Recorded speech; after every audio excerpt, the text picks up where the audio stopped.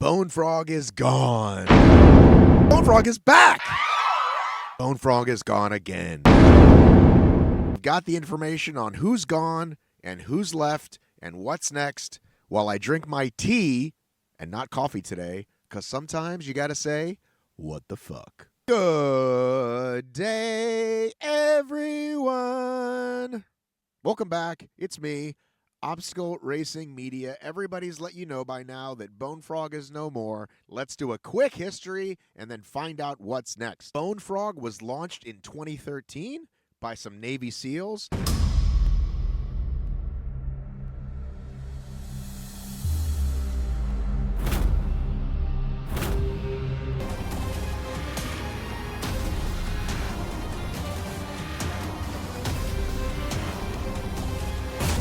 BONEFROG Challenge! The BONEFROG Challenge is not an entry-level obstacle race. BONEFROG Challenge! You know, being a former Navy SEAL, this course is a step above all the other ones that I've done so far. The BONEFROG Challenge appealed to me straight away. It was run by Navy SEALs. And this became a local favorite early on, especially up at that Berkshire East venue. I don't have all the numbers from 14, 15, 16, 17, but I know that by 2018, they were still around, but their numbers were no longer that great. So here in 2018, we've got, looks like 9 races, averaging about 125 finishers per race, so that's about 1,000 signups. Our records, our experience show us that you got to have at least 2,000 on the road that's traveling from their whole country to even break even, let alone be profitable. The following year, 2019, and you can see here the attendance was even less by a couple hundred folks. So they're not growing, they're in fact shrinking. Here they did 10 races and they've got about 800 folks still.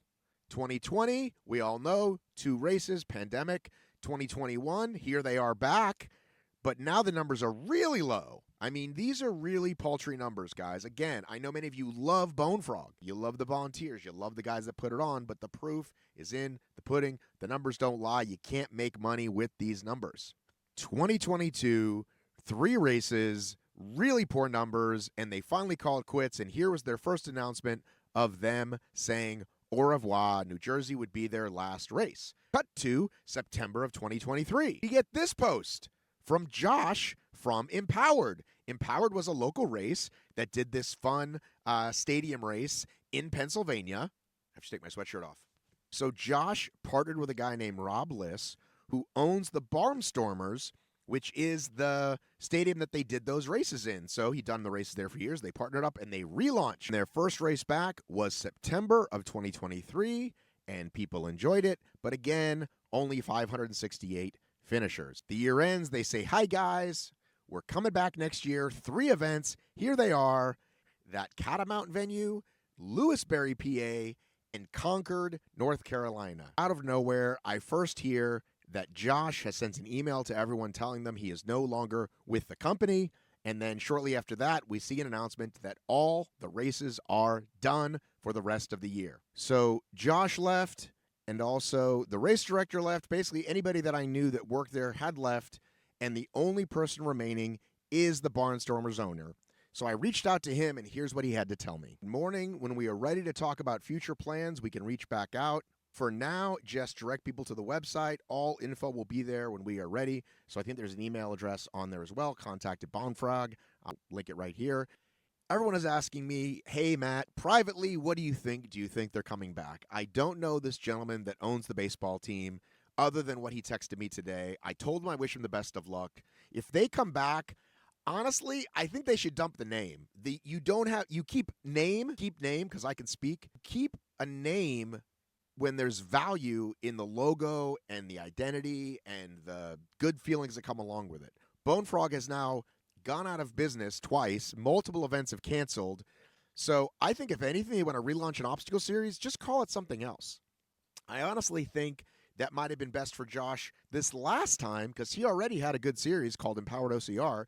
And even though people hadn't really heard of it outside that area, it did have good mojo with it. The people had done it, could speak highly to who he was. Why didn't it ever get people at the race? Well, why do so many obstacle races go out? Oftentimes it boils down to marketing, meaning they just can't quite learn how to market properly or how to market in a way that makes it valuable. Like, it doesn't cost them so much a customer. Because, yeah, you can spend a ton of money on Google search and social media, but if those ads aren't really converting, then you end up just not really doing very much.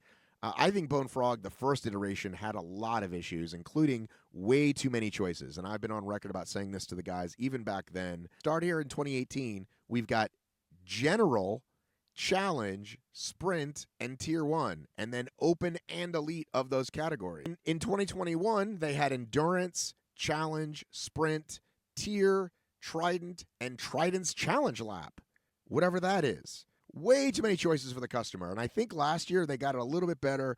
They just went with Open, Elite, and Multi-Lap, so they made it a lot simpler, but not enough to save the day. RIP BoneFrog. Maybe they come back, maybe they don't. Go support your local OCR. Go to Spartan races if you enjoy them. Go to Savage if you enjoy them. Go to Tough Mudder if you enjoy them. They could have been a really good, really consistent East Coast-ish race like Savage, but they never quite got it together. Too many choices, obstacles too hard, a lot of things that went wrong. Thanks so much for watching. Love ya, miss ya, mean it. I've got to run.